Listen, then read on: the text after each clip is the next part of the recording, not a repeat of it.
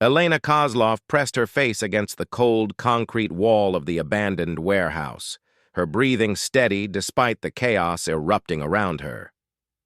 The sound of automatic gunfire echoed through the industrial district as her former teammates systematically hunted her down. 3 months ago, she had been their most trusted member. Now she was their primary target. The betrayal still burned fresh in her memory. Captain Marcus Vane had looked her straight in the eyes as he delivered the news that would shatter her world. Her younger brother Dmitri, a brilliant computer analyst working for military intelligence, had been found dead in his apartment. The official report claimed suicide, but Elena knew better.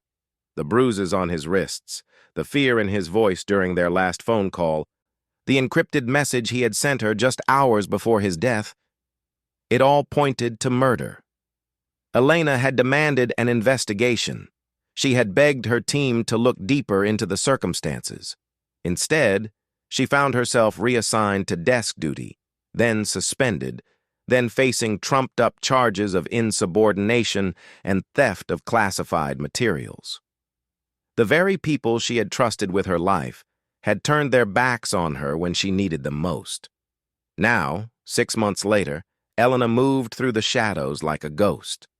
Her sniper training had taught her patience, precision, and how to become invisible. These skills served her well as she gathered evidence of the conspiracy that had killed her brother and destroyed her career. What she discovered made her blood run cold. Dmitri had uncovered a weapons trafficking operation that reached into the highest levels of their military unit. Arms meant for Allied forces were being diverted to terrorist organizations and criminal syndicates. The profits were enormous, and the people involved would kill anyone who threatened their operation. Her brother had been eliminated because he had gotten too close to the truth. Elena's investigation revealed that Captain Vane was not just complicit, he was the mastermind. He had used his position and connections to create a network that spanned multiple countries. Sergeant Riley Thompson, her former spotter and closest friend on the team, had provided security for the illegal shipments. Lieutenant Commander Sarah Walsh had falsified shipping documents and transportation records. Even Colonel James Harrison, a man Elena had respected like a father, had taken payments to look the other way. The warehouse where Elena now hid had been one of their staging areas. She had spent weeks watching the location, learning their patterns, documenting their activities. Tonight was supposed to be a major shipment, weapons bound for a conflict zone where they would end up in the hands of people who would use them to kill innocent civilians. Elena had planned to gather enough evidence to expose them all. She had thought she could work within the system, present her findings to the authorities, and see justice done through proper channels. That naive hope died when she realized how deep the corruption went. The authorities she would have turned to were part of the network. Her former teammates had discovered her surveillance 3 hours ago.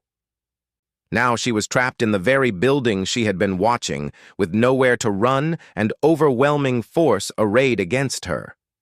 Elena counted at least 12 hostiles, all heavily armed, all trained to the same elite standards she had been. They knew her capabilities, her preferred tactics, her likely escape routes.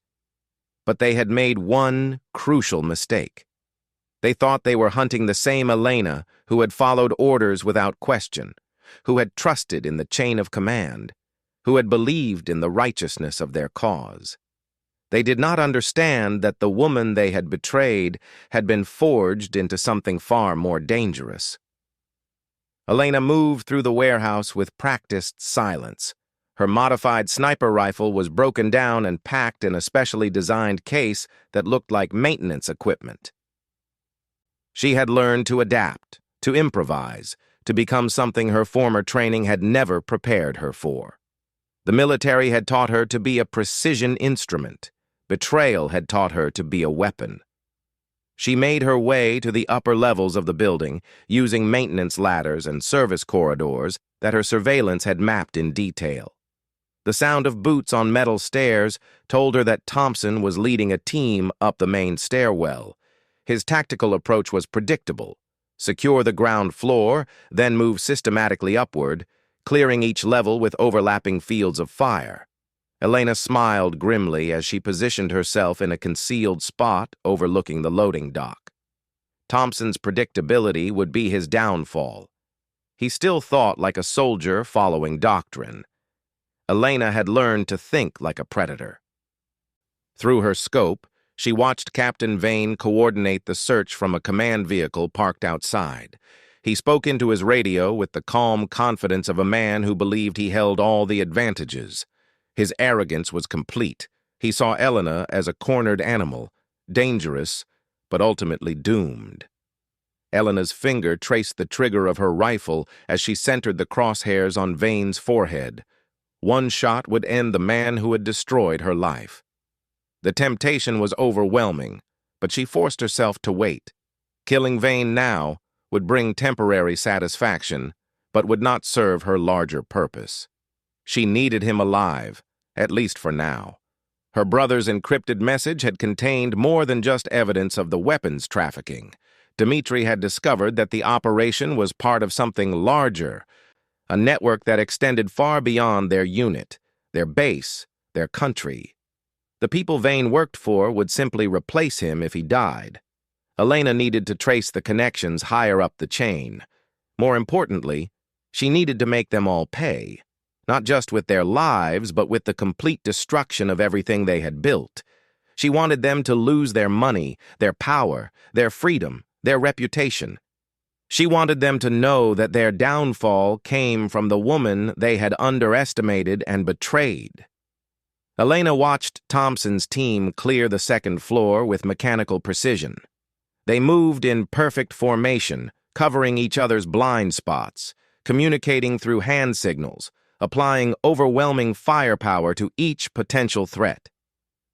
It was textbook tactical procedure, exactly what she would have expected from Thompson. She had trained with these men for 3 years. She knew Thompson would pause at the northeast corner of the 3rd floor to check his radio.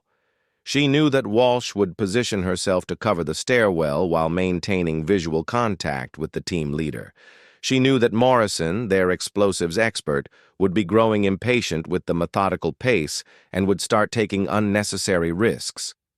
Knowledge was power, and Elena had accumulated a great deal of both during her months in the shadows. She knew about Thompson's gambling debts and how Vane had used them to force his cooperation. She knew about Walsh's sick daughter and the expensive medical treatments that made her desperate for the extra money.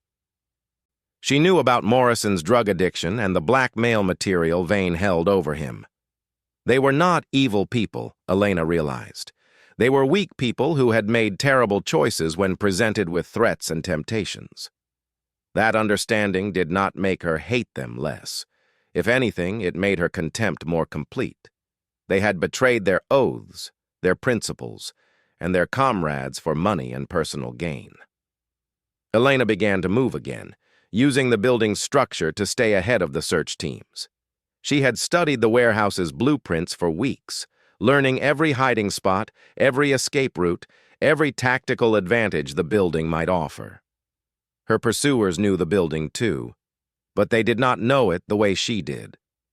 The 4th floor held rows of crates containing legitimate cargo: electronics, textiles, machinery parts. Elena moved between them like a shadow, occasionally stopping to examine shipping labels and documentation. Even now, in the midst of being hunted, she continued gathering intelligence. Every piece of information might prove valuable later. Her radio crackled with intercepted communications from her pursuers. Vane was growing frustrated with the slow progress of the search. He had expected to corner Elena within the first hour. The fact that she remained elusive was damaging his reputation with his superiors, people who did not tolerate failure or incompetence. Elena allowed herself a moment of satisfaction. She was already winning, just by surviving longer than they had anticipated. Every minute that passed was another minute for doubt to creep into their minds, another minute for them to question whether they truly understood what they were facing. Through a grimy window, Elena caught sight of additional vehicles arriving at the warehouse complex. Reinforcements, or perhaps the buyers who had come to collect tonight's weapons shipment. She raised her rifle and used the scope to get a better look at the new arrivals.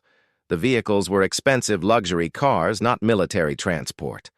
The men getting out wore expensive suits, not tactical gear. These were the customers, the people who would distribute Vane's stolen weapons to terrorist organizations and criminal gangs around the world. Elena felt her anger crystallize into something cold and focused. These were the people her brother had died trying to stop. These were the people who would profit from the weapons that would kill innocent civilians in conflicts around the globe. These were the people who represented everything Elena had sworn to fight against when she first put on the uniform. Elena made a decision that would change the course of the evening. Instead of continuing to evade her pursuers, she would force them into a confrontation.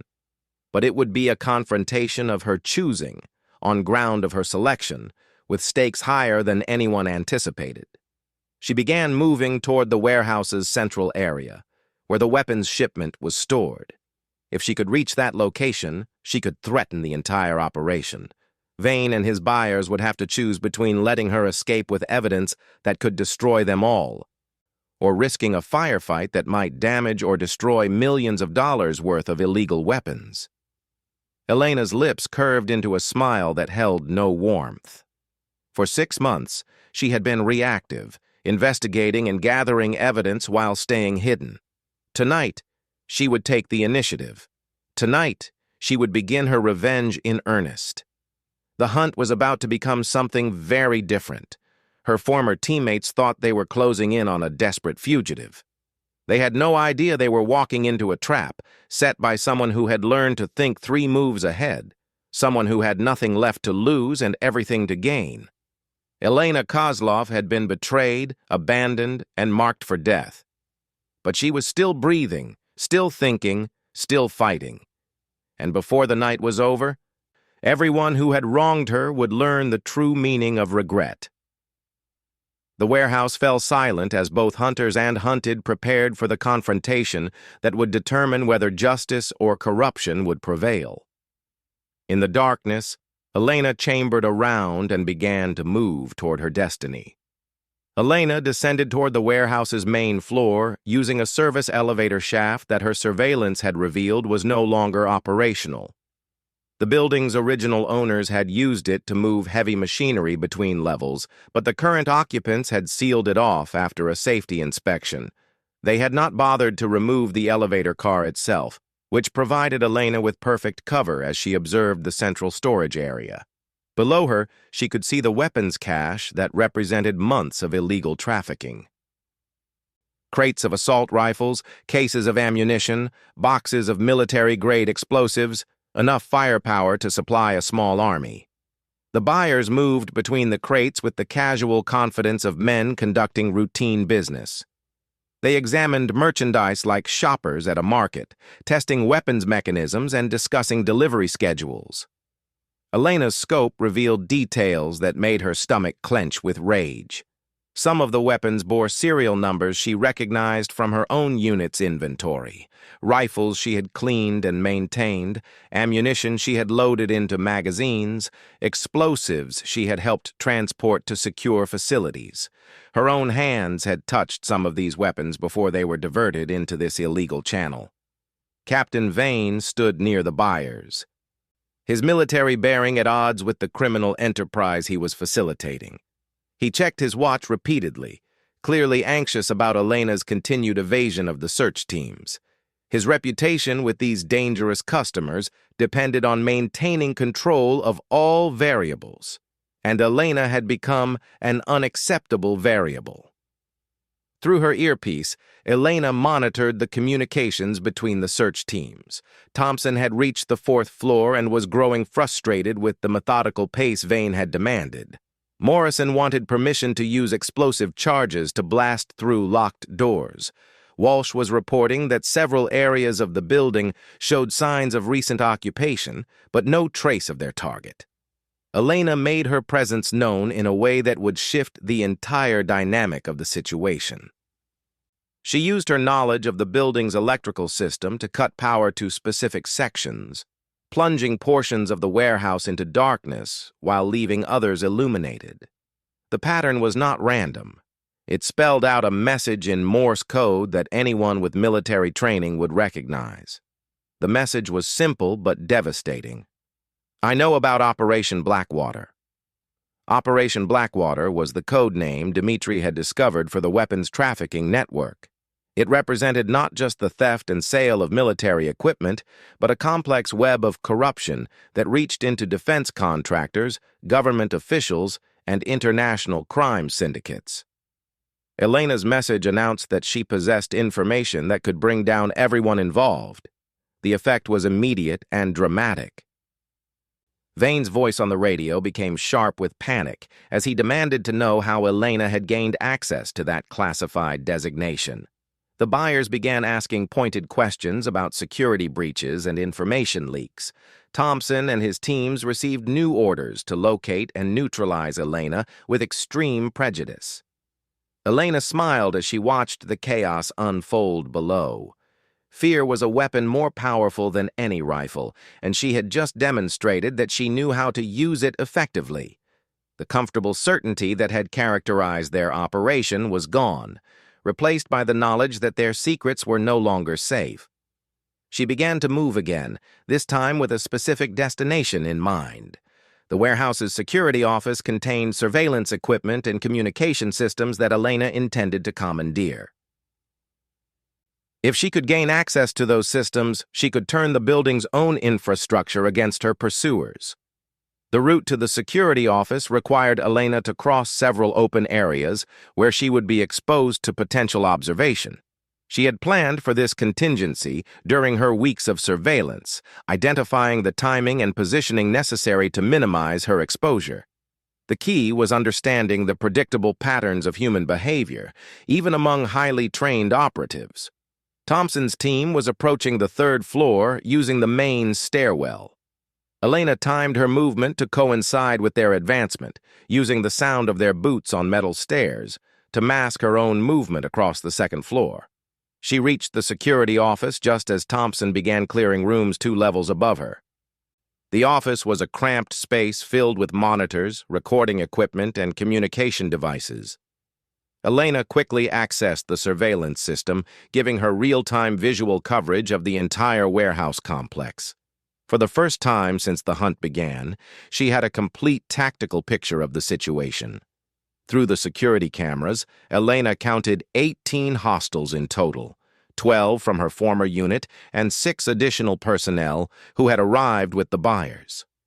The buyers themselves were not armed, but they had brought their own security detail. The weapons cache was heavily guarded, with multiple overlapping fields of fire protecting the illegal merchandise. Elena began systematically accessing the building's automated systems. The warehouse was equipped with fire suppression equipment, climate control, automated lighting, and emergency lockdown procedures. All of these systems could be weaponized if someone understood their capabilities and limitations. Her first action was subtle but strategically important. She adjusted the building's climate control to create temperature differentials that would generate air currents and minor atmospheric disturbances. These changes were too small to notice consciously, but they would affect the trajectory of long-range shots and make precision shooting more difficult for anyone trying to engage her from a distance. Elena also activated emergency lighting protocols that would create strobing effects in specific areas while leaving others in complete darkness. The psychological impact on her pursuers would be significant.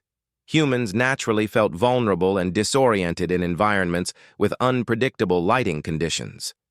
Through the surveillance monitors, Elena watched her former teammates adapt to the changing environment. They were well-trained professionals who could handle tactical challenges, but they were also human beings subject to stress, fatigue, and psychological pressure. Elena intended to exploit every advantage available to her. Her next move required careful timing and precise execution. Elena accessed the warehouse's public address system and began broadcasting a message that would reach everyone in the building simultaneously. Her voice was calm, controlled, and absolutely certain as she spoke. Captain Marcus Vane, Sergeant Riley Thompson, Lieutenant Commander Sarah Walsh, and all personnel participating in Operation Blackwater. My name is Elena Kozlov. 6 months ago, you murdered my brother Dmitry Kozlov to protect your illegal weapons trafficking operation. Tonight, that operation ends. The effect of her announcement was electric. Through the security cameras, Elena could see every person in the building freeze as her words echoed through the corridors. Vane's face went pale as he realized that Elena was not just a vengeful ex-soldier. She was someone who understood the full scope of their criminal enterprise. Elena continued her broadcast, her voice carrying the weight of absolute conviction. I have documented evidence of your activities over the past 18 months. I know the sources of the stolen weapons, the identities of your buyers, the locations of your offshore accounts, and the names of every official you have corrupted. This information has been compiled into a comprehensive dossier that will be released automatically if I do not check in at regular intervals. This was a calculated bluff, but one based on enough truth to be credible. Elena had indeed gathered extensive evidence during her investigation, though she had not yet organized it into the kind of comprehensive package she was claiming. The important thing was that her enemies would believe she possessed that capability. The buyers were already expressing concern about the security breach. These were people who operated in shadows, who depended on anonymity and deniability for their survival. The prospect of exposure to law enforcement or rival criminal organizations was their greatest fear. Elena watched through the cameras as Vane attempted to reassure his customers while simultaneously coordinating the search for her. His stress was visible in his body language, the slight tremor in his hands, the frequent adjustment of his equipment, the way he positioned himself near potential escape routes. Thompson's voice came over the radio with a question that revealed how thoroughly Elena's psychological campaign was working. Captain, what exactly did she mean about automatic release? Are we dealing with some kind of dead man's switch? Elena answered the question herself, continuing her broadcast from the security office. Sergeant Thompson, I'm disappointed that you would participate in this operation after everything we went through together in Afghanistan. You saved my life during the Kandahar mission. I trusted you with secrets I never told anyone else. And you repaid that trust by helping to murder my brother. The personal nature of Elena's words had a devastating effect on Thompson. Through the security cameras, Elena could see him stop moving entirely, his weapon lowering slightly as the weight of his betrayal hit home. These were not abstract enemies. They were people who had shared life and death experiences together. Elena pressed her psychological advantage by addressing each of her former teammates individually. Commander Walsh, I know about your daughter Emma's leukemia treatments. I know the experimental therapy costs $60,000 per month. I know Captain Vane promised to help with those expenses if you would falsify some shipping documents. But tell me, Sarah, was it worth it? Was the money worth becoming an accessory to international terrorism? Walsh's voice on the radio was shaky as she responded. Elena, you don't understand the situation. My daughter was dying. I didn't have any choice. There's always a choice, Elena replied, her voice hard as steel. You could have come to me. You could have come to anyone on the team. We would have found a way to help Emma without betraying everything we swore to protect. Instead, you chose to enable people who sell weapons to organizations that target schools and hospitals and refugee camps. Elena's words were having the desired effect. Through the surveillance system, she could see the search teams moving with less coordination and confidence. Personal guilt was undermining their tactical effectiveness, creating hesitation and doubt where there had been certainty and purpose. But Elena's broadcast also had an unintended consequence. The buyers were becoming increasingly agitated about the security breach and the personal information being revealed. These were people accustomed to operating in complete secrecy, and Elena's detailed knowledge represented an unacceptable threat to their operations. Through the cameras, Elena watched as the lead buyer approached Captain Vane with obvious displeasure. The conversation was too distant to overhear, but the body language was clear. The buyers were considering terminating their relationship with Vane's operation immediately. Elena realized that her psychological campaign might be too effective. If the buyers departed with their security details, she would lose the opportunity to gather intelligence about the broader criminal network. More importantly, if they suspected that their operations had been compromised, they might eliminate all evidence and disappear before she could expose them. She needed to modify her approach, keeping the pressure on her former teammates while preventing the buyers from fleeing. Elena accessed the building's security protocols and activated emergency lockdown procedures that would seal all exits until manually overridden from the main control room. The warehouse's heavy steel doors slammed shut with resounding finality. Emergency lighting activated throughout the building, bathing everything in harsh red illumination. A recorded announcement began repeating in multiple languages, warning that the facility was under quarantine protocols due to a potential chemical contamination incident. Elena's voice cut through the automated announcements as she addressed the buyers directly. "Gentlemen, please remain calm. The lockdown is a precautionary measure. I have no desire to harm legitimate businessmen who are simply conducting authorized transactions. However, I cannot allow anyone to leave until certain irregularities in tonight's proceedings have been resolved." The buyers were anything but calm, but they were also pragmatic. Elena had demonstrated that she controlled the building's security systems, and they had no choice but to accept the temporary confinement. Their security details took defensive positions, but they made no aggressive moves toward Elena's former teammates. Elena used the temporary stalemate to implement the next phase of her plan. Through the security system, she began recording high-resolution video of the weapons cache, the buyers, and the ongoing criminal transaction. This footage would serve as irrefutable evidence of the illegal operation, evidence that could be used to prosecute everyone involved. But evidence alone was not enough for Elena. She wanted justice for her brother, and justice required more than just exposure. She wanted these people to experience the same helplessness and betrayal that Dmitri had felt in his final moments.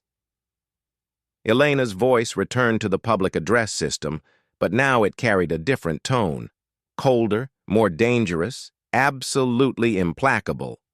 "The night is young, and we have much to discuss. Before dawn, everyone in this building will understand the true cost of betrayal. Those who show genuine remorse may find mercy. Those who continue to lie and deceive will discover that some debts can only be paid in blood." In the security office, Elena chambered around in her rifle and prepared for the next phase of her carefully orchestrated revenge. The hunt was far from over, but the dynamics had shifted decisively in her favor. Her enemies were trapped, divided, and increasingly desperate. Elena Kozlov was no longer being hunted. She had become the hunter. Elena emerged from the security office like a force of nature unleashed. The building's lockdown had created the perfect arena for what was to come. A closed environment where her enemies could not escape and where she held every advantage. Through the surveillance system, she had watched their initial panic give way to desperate planning as they realized the true scope of their predicament. Captain Vane was attempting to maintain control of a situation that had spiraled far beyond his capabilities. The buyers were demanding explanations he could not provide and threatening consequences he could not afford. Elena's former teammates were struggling with equipment failures that seemed to multiply with each passing minute. Radio interference, weapon malfunctions, tactical gear that stopped working at critical moments. Elena had spent her time in the security office doing more than just making threatening announcements. She had systematically sabotaged every electronic system her enemies depended on, turning their own technology against them. night vision goggles that suddenly failed in darkened corridors, communication devices that broadcast false coordinates, motion sensors that triggered randomly, creating phantom contacts that sent teams racing toward empty rooms. Now, as Elena moved through the warehouse like a predator stalking wounded prey, she could hear the growing desperation in their voices. Thompson was reporting equipment failures that made no tactical sense. Walsh was demanding backup for contacts that did not exist. Morrison was becoming increasingly erratic as his usual chemical crutches became unavailable in their sealed environment. Elena's first direct engagement came when she encountered two of the buyer's security personnel in a narrow corridor between storage areas. They were professional killers, men accustomed to violence and confident in their abilities. But they were also creatures of habit, trained to operate in familiar environments with predictable variables. The warehouse had become an environment where nothing was predictable. Elena used the building's modified lighting to create shadows that moved independently of any obvious source. She employed the climate control system to generate air currents that carried sounds in unexpected directions. She had turned the entire structure into a psychological weapon that undermined confidence and created doubt. When Elena engaged the two guards, it was not a traditional firefight.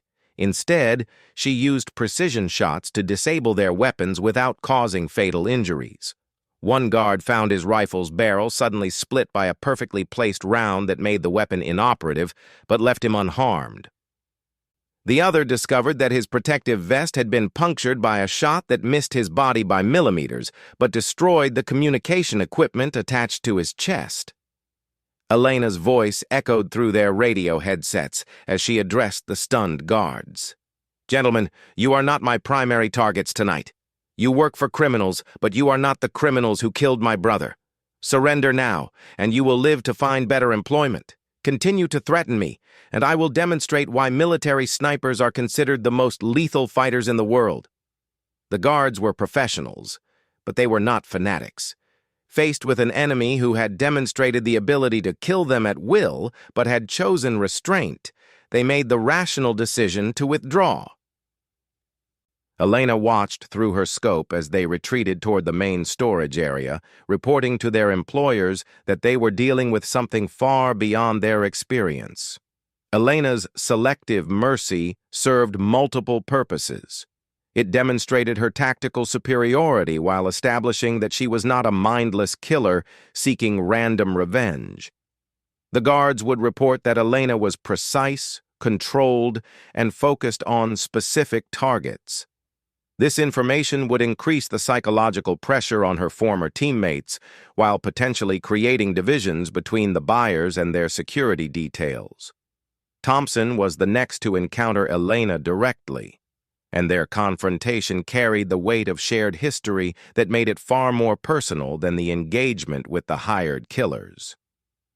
Elena found him in the warehouse's administrative offices, attempting to access computer systems that might contain information about her location or capabilities. "Hello, Riley," Elena said, as she stepped into the doorway behind him, her rifle trained on his center mass. "Remember Kandahar? You carried me 3 kilometers through enemy territory when that IED shrapnel tore up my leg. You told me stories about your daughter's soccer games to keep me conscious while we waited for extraction."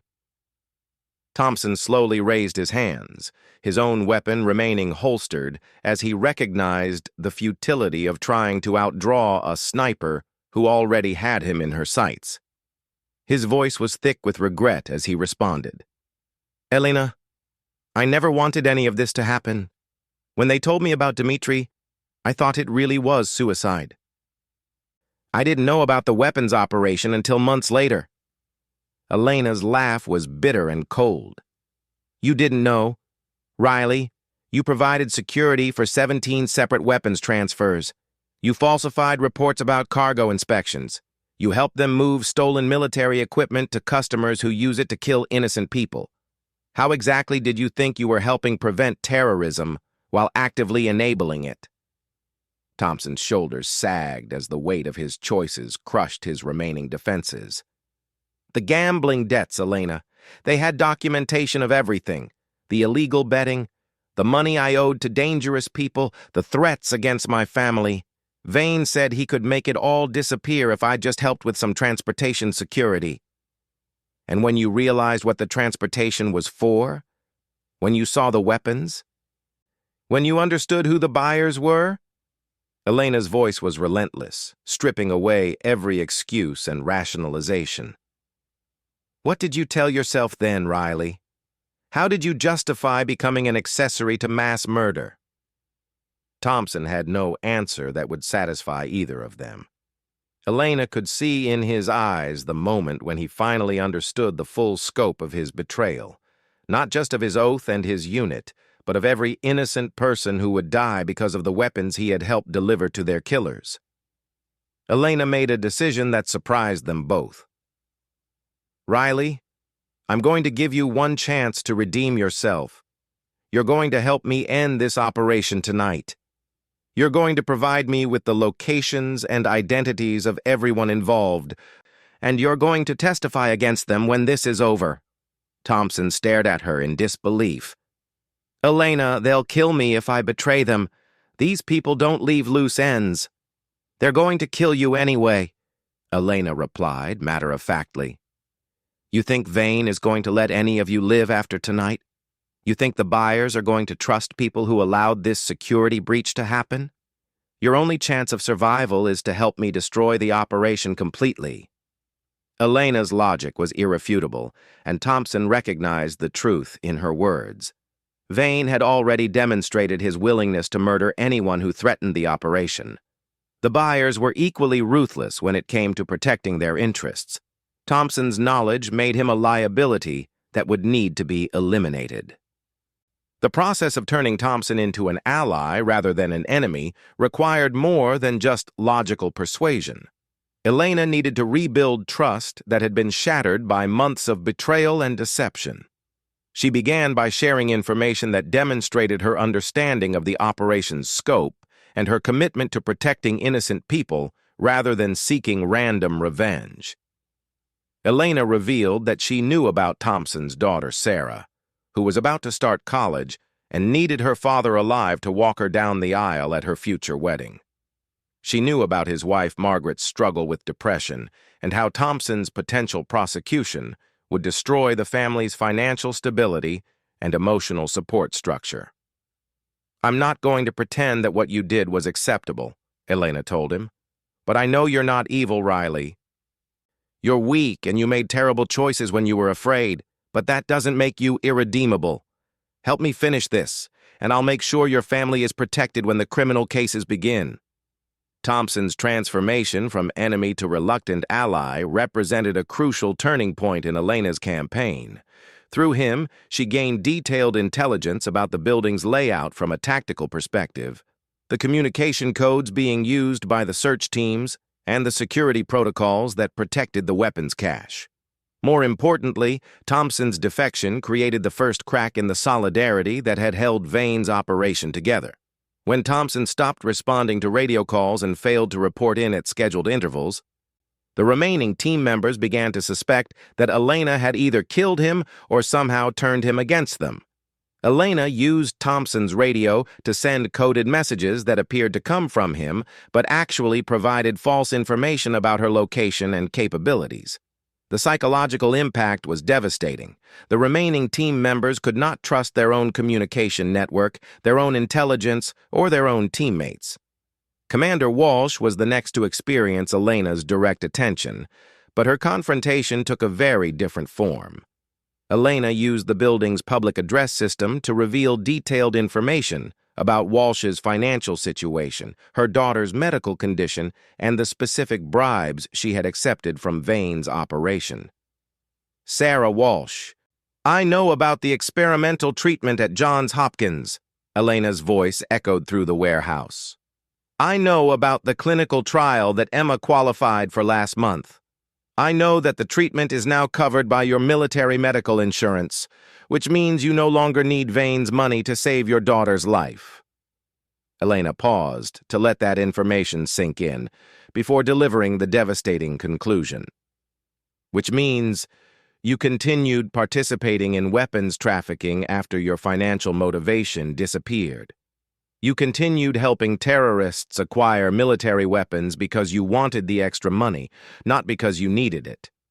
Your daughter's life was saved by legitimate medical research funded by taxpayers, and you repaid that debt by enabling mass murder.